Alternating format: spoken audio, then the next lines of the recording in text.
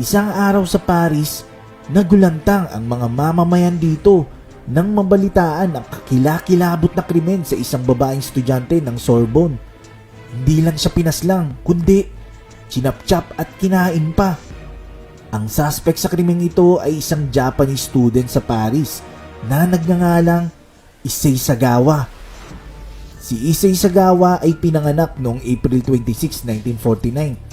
Siya ay binansagang Japanese cannibal na nanirahan sa Paris at pinaslang at kinain ng katawan ng isang babae. Noong grade 1 pa lang siya, napansin niya na attracted siya sa hita ng kanyang kaklase at dito siya nagsimulang mag-isip na mukhang masarap ito kainin. Dahil matagal siyang tumira sa West, marami siyang nakilalang iba't ibang magagandang babae. Iba ang pantasya ng taong ito dahil ang gusto nito sa babae ay hindi para maging kasintahan, kundi para kainin ito. Pero bago niya kainin, pinapas lang niya muna ito. Noong 23 years old siya, nung sa Tokyo pa siya nakatira kasama ang kanyang pamilya, meron tumira sa kalapit bahay niya na isang magandang German na modelo ang itsura. Isang gabi, habang tulog ang babaeng German, pumasok itong si Sagawa sa apartment ng babae. Nasuot ang maskara ng Frankenstein. Ang plano niya lang ay humiwa ng maliit na parte ng laman sa puwet nito para kainin. Pero nabulilyaso ito dahil nang mabangga niya ng tuhod ng babae, nagising ito.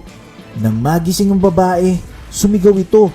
Tatakas palabas sana si Sagawa, pero nahawakan siya ng babae. Tinulak siya nito at sinubsob sa sahig. Hindi nakapalag si Sagawa dahil mas malaki at malakas itong babae. Maliit at payat lang itong si Sagawa.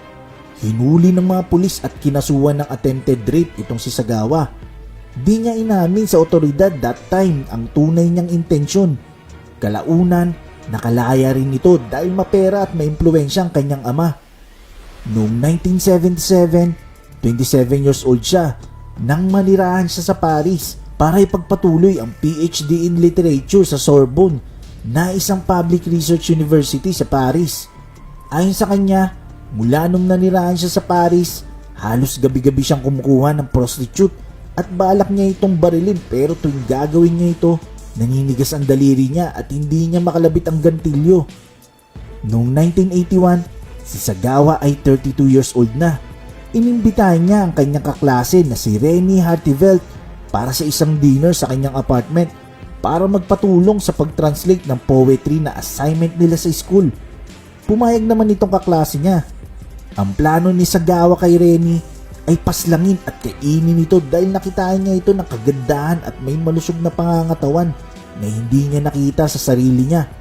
Para sa kanya kasi, kinoconsider niya ang sarili niya na mahina, pangit at maliit na unggoy. Sabi pa niya, kailangan daw niya kasi kainin ito para i-absorb ang energy na meron sa babae. Si Rennie Hartevelt na biktima ni Sagawa ay 25 years old lang noon.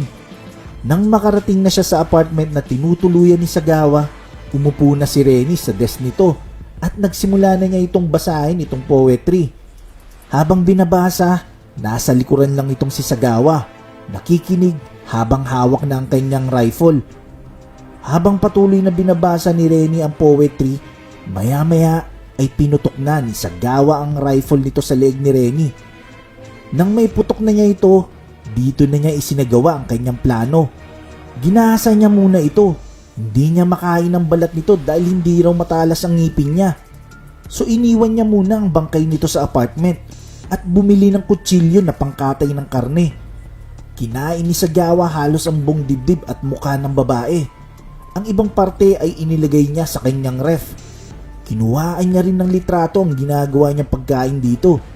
Ang natirang katawan ng babae ay balak niyang itapon sa isang lake. Sumakay siya sa taxi at hatak-hatak ang dalawang maleta. Ang lake na pinuntahan ni Sagawa ay malapit sa park na kung saan dinadayo ito ng mga tao. Pero hindi masyadong napansin ng mga tao itong si Sagawa. Habang hirap na hirap itong atake ng dalawang maleta papunta sa lake. Umupo itong si Sagawa saglit sa isang bench para mamahinga. Pero nakatulog ito. Maya-maya, may lumapit na matandang lalaki at nang binuksan nito ang maletang duguan, sumigaw ito at dito nagising si Sagawa. Tumayo siya at kalmadong naglakad paalis na parang wala lang nangyari. Ilang minuto ang lumipas, dumating ang mga pulis sa lugar. Si Oliver Fall na mula sa CID o Criminal Investigation Department sa Paris ang humawak ng kasong ito. Ayon sa kanya, sa lahat ng hinawakan niyang kaso, ito raw talagang pinaka nakakakilabot. Biruin mo, pinaslang na, ginahasa pa, chinapchap pa at kinain pa. Ayon sa autopsy, ang biktima ay binaril sa batok at ginahasa. Ang mukha ay halos ubos na at hindi na makilala. Ang alam lang nila ay batang babae ang biktima. Dahil sa mga nakakabahalang ebidensya at mga nawawalang parte ng katawan ng babae, naglunsad ang kapulisan ng malawakang pagtugi sa sospek sa buong Paris. Sa tulong ng driver ng taxi na sinakyan ni Sagawa patungong lake, natuntun ng mga pulis ang suspect. Malaking tulong sa mga pulis nang tumawag ang taxi driver sa police department para sabihin kung saan lugar niya ipinick up at binaba ang suspect. Nang makita itong si Sagawa ng mga pulis sa labas ng kanyang apartment, dinakip agad ito.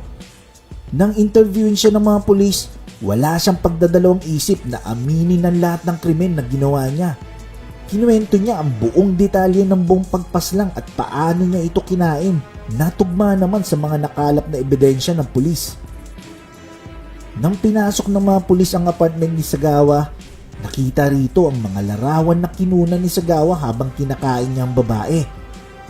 Nakita rin ng mga pulis sa loob ng refrigerator ang ilang bahagi ng katawan ng babae na itinabi ni Sagawa para kainin.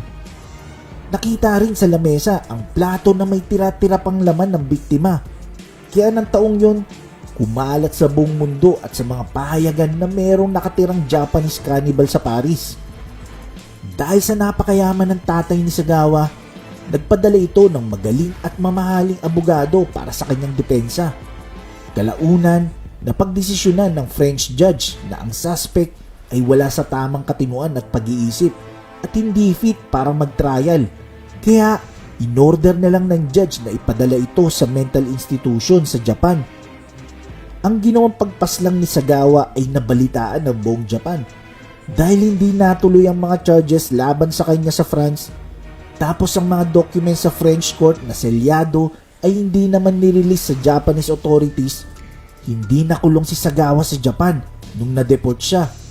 Sa pagbalik ni Sagawa sa Japan, umani ito ng samot-saring batikos.